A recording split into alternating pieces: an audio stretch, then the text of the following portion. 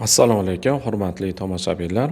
Bu videoda sizlarga Beeline kompaniyasini shu qo'ng'iroqlar tafsilotini ko'rsatib beraman.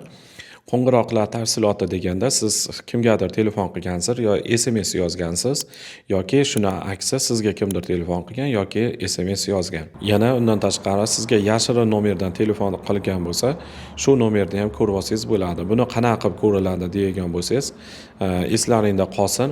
U yashirin nomer sizga telefon qilgan bo'lsa, kamida 2 sekund ko'targan bo'lishingiz kerak. Agar sizga go'dok tashlab qo'ygan bo'lsa yoki ko'tarmagan bo'lsangiz, sizga nomeri tushmaydi. Qo'ng'iroqlar tafsilotida chiqmaydi. Chiqishi uchun siz ko'targan bo'lishingiz kerak. Uni ham 3 kundan keyin ko'rsangiz bo'ladi. Misol bugun 4-fevral 12:50 da sizga telefon qilgan, siz 7-fevral kuni shu bir haftalik yoki bir oylikni sketchat qilib turib yoki sketchat Beeline'da sketchat qilish ham shart emas, o'zidan ilovani o'zidan ko'rsa bo'ladi. Shu joyidan o'sha 12:50 da 4-fevral kuni kim qilgan ekan deb ko'rsangiz, sizga shu nomerni ko'rsatadi. Nomerda ham mana shu yashirin nomer edi deb bironta joyga belgi qo'ymaydi. Shunchaki siz bugungi o'sha 4-fevral 12:50 dan shu vaqtidan necha sekund gaplashgansiz yoki 1 sekund gaplashgansiz, shuni vaqtlaridan ajratib olsangiz bo'ladi. Hop, kanalga obuna bo'lib qo'yinglar. Yaxshi videolarni joylab boraman. Undan tashqari fikrlaringni yozinglar. Qanaqangi savollaring tug'ilgan bo'lsa, Telegramdan Shahboz8989 yozsalaring, men profilim chiqadi. Shunga yozsalaring bo'laveradi. Sizlardan iltimos qilib qolaman. Ya'ni meni qizchami yo xotinimi yo kimdirnikini detalizatsiyasini ko'rib beringlar deb menga murojaat qilmanglar. Men ko'rib bermayman. Bu videolarim yaxshilik maqsadida chiqarilyapti. Yaxshilik deganda, misol siz 6 oy yo 1 yil oldin kimdir bilan gaplashgansiz, misol uchun 4 oy oldin deylik, 27-oktyabr kuni 12:50 da kimdir bilan gaplashgansiz, telefoningizda telefon nomeri yo'q, lekin kunini bilasiz aniq. Shu detalizatsiyadan orqaga qaytib, shu 27-oktyabr 12:50 da shu ko'rsangiz, shu nomer turgan bo'ladi. Yodda tutinglar, shu nima 1 yillikni ko'rsatadi. Agar telefondan ilovadan ko'rinmaydigan bo'lsa, kompaniyaga borsalaring, kompaniya chiqarib beradi.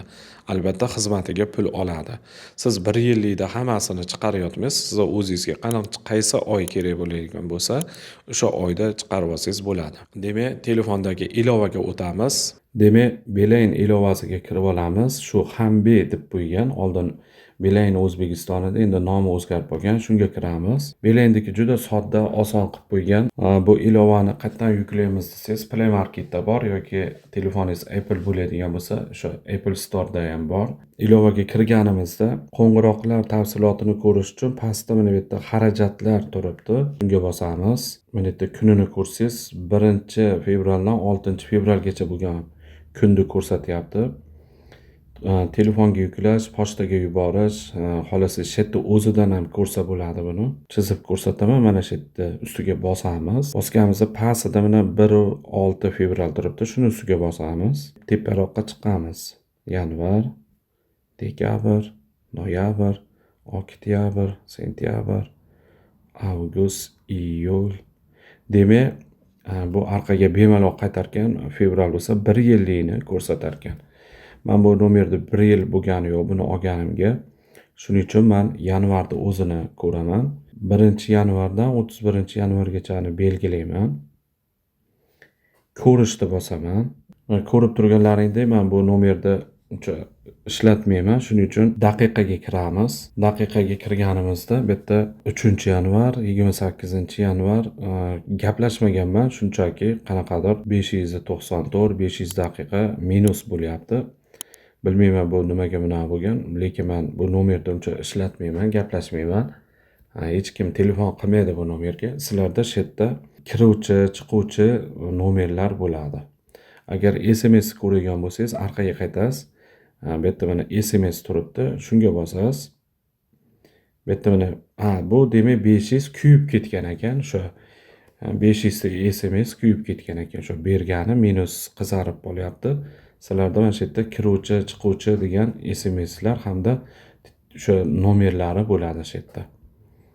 Yana orqaga qaytib bo'ldi shu ekan. Agar telefonga yuklab olmoqchi bo'ladigan bo'lsangiz, telefonni ustiga bosasiz, birula ko'rsatib o'tib ketaman. Telefon ustiga bosib, o'sha yerda birula PDF faylni ustiga bossangiz, saqlanib bo'lib qoladi.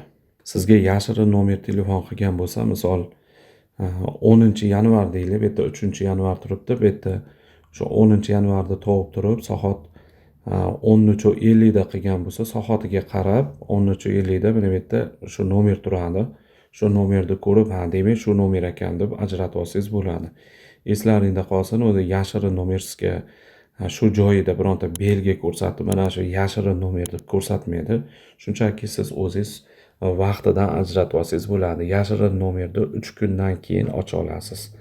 Hamda o'sha telefon qilganda ko'targan bo'lishingiz kerak. Ko'tarmagan bo'lsangiz, u nomer ochilmaydi. Video tushunarli bo'ldi degan umiddaman. Fikrlaringni kommentariyaga yozinglar. Kanalimizni qo'llab-quvvatlanglar, ya'ni o'sha do'stlarga ulashib, videolarga like bosib, fikrlarni yozib, agar savol tug'ilib qoladigan bo'lsa, Telegramdan Shahboz8989 desalaring, mani profilim chiqadi, bemalol yozaveringlar. Shu bilan videoni tugatamiz. Sog' bo'linglar, salomat bo'linglar.